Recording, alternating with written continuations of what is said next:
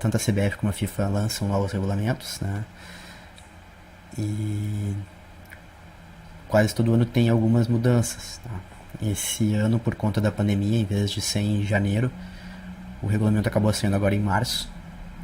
E teve algumas mudanças assim bem impactantes, né, que eu gostaria de passar para vocês assim essas principais mudanças, né? E já de antemão agradeço a presença de todos aí que estão 24 assistindo, estou bem feliz, tá? Então, apareço já no cantinho ali, né? Uma das primeiras mudanças, a gente vai começar vendo sobre o Regulamento Nacional de Registro e Transferência de Atletas. Então, uma das principais mudanças que teve é que, a partir deste regulamento, tem um capítulo específico destinado aos técnicos de futebol, né? Por muito tempo, os técnicos eram a parte do futebol, né? Não precisava ter registro de contrato, não precisava aparecer no BID, né? Enfim, né? Aos poucos foi se regulamentando isso aí. E este novo capítulo aí, capítulo 8 daí, né, passa a regular toda a questão da profissão dos técnicos, né?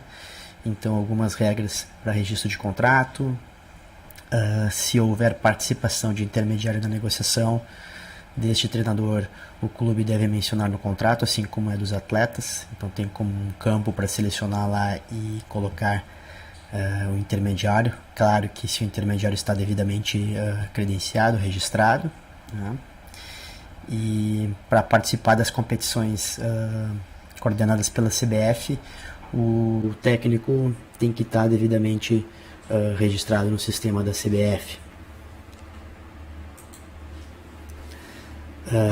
Sobre a participação em competições, teve uma mudança também. Daí eu coloquei ali na parte superior como era anteriormente, tá? Então, para o atleta estar quando o atleta tem uma limitação de competições nacionais para jogar, né, tinha esses itens aí que delimitavam se ele jogou ou não jogou, tá? Então, para entender se ele atuou ou não, né, tinha esses itens aí, que era entrar em campo para a disputa da partida, desde o início no decorrer, ser apenado pelo árbitro ou pela justiça desportiva e ser sorteado no exame de doping. Então, antigamente, né, até esse novo regulamento, se tivesse alguma dessas situações aí, o atleta era considerado como se ele tivesse atuado por esta equipe nesta competição. A partir deste regulamento, eles mudaram, flexibilizaram um pouco ali e vão entender por entrar, por atuar, né, se ele entrar em campo, né, ou disputar a partida, se for no início ou no decorrer dela, né, e se ele for apenado pelo árbitro na condição de substituto. Então está no banco de reservas e ele tomou um cartão ou foi apenado pelo árbitro aí. Então essa é uma das mudanças em relação, né, à atuação, né, do atleta no clube, naquela limitação que a gente sabe que ele tem para atuar em competições nacionais durante uma temporada, tá?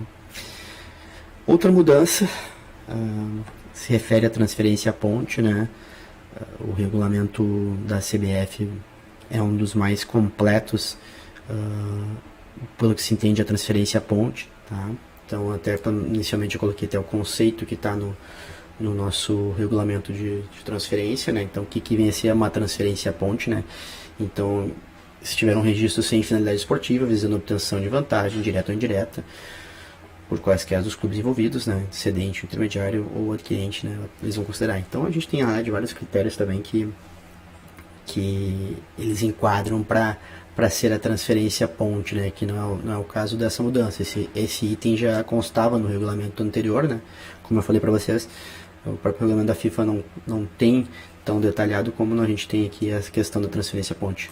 Mas a real mudança aconteceu no inciso 4º, né?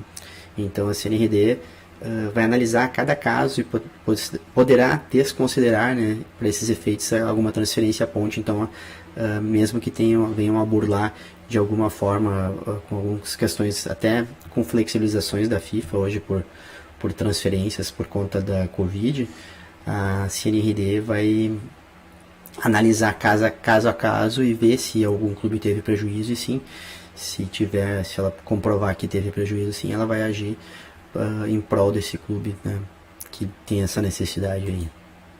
Tá? Outro item importante que devemos ressaltar é sobre o reempréstimo, né? Então, até então, um clube poderia, se ele tinha um atleta emprestado, ele poderia reemprestar para outro clube, né? A partir de agora, desse regulamento, é bem claro, e o clube que está com o jogador emprestado, né, não vai ter esse poder, tá? É vedado, então, que ele reempreste para outro clube. O que vai ter que ser feito?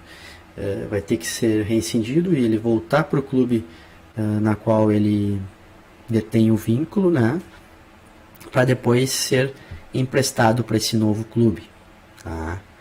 Então tem que ficar bem atento para essa situação. Não pode um clube que tá com o atleta emprestado já ele mesmo reemprestar para outro clube. Beleza? Outros itens que foram bem importantes também, né? A FIFA, além de lançar regulamentos, ela lança circulares, na qual durante a temporada também vai regulando algumas situações, né? E por conta dessas circulares aí, ela fez algumas mudanças impactantes para o futebol feminino, tá? Mesmo que aqui no Brasil a gente tem algumas leis trabalhistas que protejam as mulheres, né?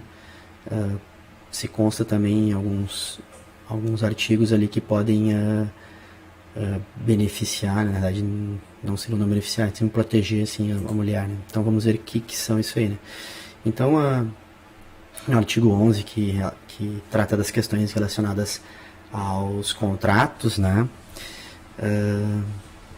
Protege nesse sentido, né? Então, o fato da atleta estar grávida ou engravidar durante a sua vigência, né, não vai fazer diferença para direitos relativos ao contrato. Então, a validade do contrato não vai poder estar condicionada ou ela estar grávida ou ela ficar grávida durante esse contrato. Tá? Então, outro item importante, como vocês sabem, a gente possui 2 janelas de transferência, que são os períodos onde pode fazer as transferências, né? E sempre tem algumas exceções, né? Como aquela exceção de que se o atleta já se desvinculou antes do término da janela, ele pode também se transferir depois desse momento, né? Na questão do futebol feminino também é uma das exceções que pode se aplicar, né? Então, por conta de uma gravidez, né, pode ser transferido fora da janela. Então, claro, provando que teve uma situação nesse sentido, né, pode ocasionar de fazer uma transferência aí, fora da janela.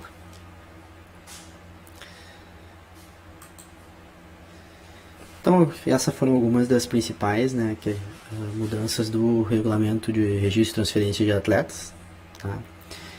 E agora a gente vai passar para ver um pouquinho sobre o Regulamento Nacional de Intermediários. Então, o primeiro item, já é um item bem que está gerando bastante discussão, né? É que a partir dessa edição agora, em 2021, né, todos os intermediários cadastrados ou em processo deverão ser aprovados no exame. Então, vai haver uma prova para poder aprovar esses novos, né, e intermediários que também já estão em vigência. Então eles criaram alguns critérios ali que a gente vai ver adiante. Antigamente, quando a FIFA tinha esse domínio aí de cadastrar os agentes FIFAs, né, ela também fazia uma prova e também cobrava taxas, né. Como vocês sabem, a FIFA desde 2015 daí passou essa responsabilidade para as confederações. Então hoje a gente é intermediário CBF, né, mas ela já alinhou que vai retomar isso aí. Então a partir de setembro vai ter novamente os agentes FIFA, né? A gente não sabe ainda bem como vai ser essa mudança aí, mas a CBF já saiu na frente e criou esse exame para credenciar os intermediários aí na nossa federação. Então vamos ver os detalhes, né? Então ela colocou ali que os intermediários que já estão cadastrados ou que iniciaram esse processo de cadastramento antes do dia 1/3, que foi quando foi lançado esse novo regulamento, né,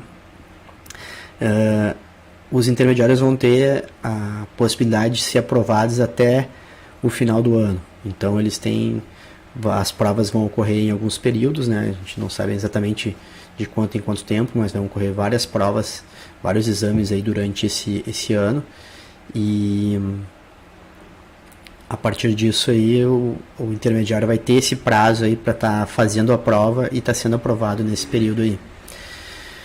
Os novos cadastros aí que forem feitos depois do dia 1º de 3, então a aprovação do cadastro dele vai estar vinculada à realização desse exame.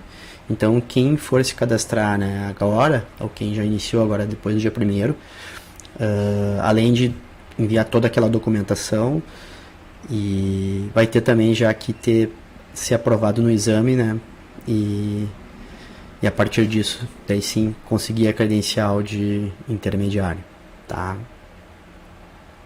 Uma pena que eu não estou conseguindo ver, não deixei habilitado o chat para vocês e não estou conseguindo interagir, né? Ou não é uma videoaula que às vezes tem perguntas, enfim, bem legal. Mas eu acho que estou tentando ser o mais claro possível para vocês entenderem aí, né? Se alguém tiver alguma dúvida, depois pode me chamar pelo WhatsApp, que a grande maioria tem o WhatsApp aqui também, tem meu e-mail, meus contatos ali. Acho que a galera toda me conhece. Vi ele que tem 41 assistindo, bem feliz. Já de antemão agradeço o prestígio de vocês todos aí. Também, assim, uma das mudanças que teve agora, né? Nós temos um sistema na qual a gente insere os contratos dos atletas, tá? Então, até então, era cobrado uma anuidade e para te enviar, seja 100 contratos lá no sistema, não era cobrado nada. Tá? A partir de agora, eles disseram que não vão cobrar a anuidade, né? No regulamento não fala de anuidade, e sim de pagamento de registro de contrato. Tá? Então foi estipulado o valor de R$ 110 para atletas profissionais e R$ 35 para atletas amadores. Mas daí alguém vai me perguntar, mas como pode ser contratos amadores se o atleta tem pré-requisitos para poder ter intermediário? Né? Então quais são os pré-requisitos que tem que ter para poder ter um contrato com um agente, um intermediário CBF? Ele tem que ser maior de 16 e ter um contrato profissional, né? Ou ele ser maior de 18 anos. Então, se ele tem uma inscrição, mesmo amadora no sistema da CBF, ele já é maior de 18 anos, ele pode ter um contrato com um agente, né? Lembrando sempre que, se for fazer com um atleta 16, que já é profissionalizado, né, tem que deixar tem que colocar no contrato que não tem comissão, porque atletas menores, os agentes, né, os intermediários CBF, não podem ganhar comissão, tá? Então esses dois aí são os valores que o regulamento estipula, né, para o pagamento. Então eu mesmo não registrei nenhum contrato agora ainda depois dessa mudança, né, mas eu entrei no sistema e vi, né, que o último passo é o pagamento. Daí aparece ali, possivelmente eles geram um boleto ali que daí a gente paga, né, mas também pode ser com cartão. Tá? Então essa é uma outra mudança aí do regulamento de intermediários. Outra situação, a questão da comprovação de uma cópia do contrato de representação. Tá? Então, se o atleta não está com alguma cópia, não ficou com uma via, né, do seu contrato com o intermediário, ele pode solicitar, e se o intermediário não entregar para ele, ele pode ir na CBF, mais precisamente na realidade na CNRD, né, e pode requerer uma cópia, né, porque a própria CBF tem essa cópia aí, né, e o agente pode ser até intimado aí. Tá? Então ele tem direito a essa cópia aí, e tem agora como reclamar isso aí e ter um retorno bem mais rápido, né, do que era antes, assim, porque isso está até em regulamento agora, tá? Isso tanto para o atleta como para o treinador. Espero não estar indo muito rápido aí, né? Outra coisa, então, importante também, né? O intermediário tem que informar também de imediato seu cliente qualquer possível comprovação de proposta que ele tiver, tá?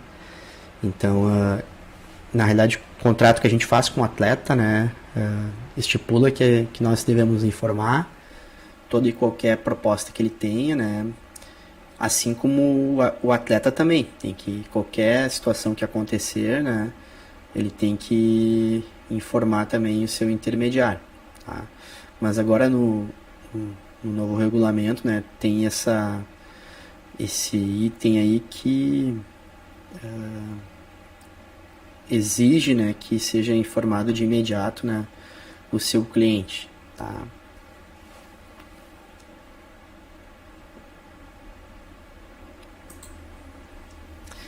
Bem, outra situação bem interessante que tem aí, como vocês sabem, já era vedado antes que o agente oferecesse pro treinador ou para o atleta alguma recompensa, alguma compensação financeira, né?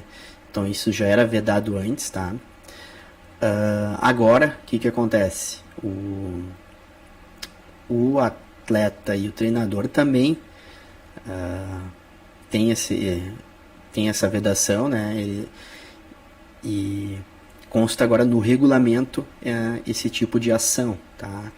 Então é importante que todo mundo cuide para levar a sério essa situação.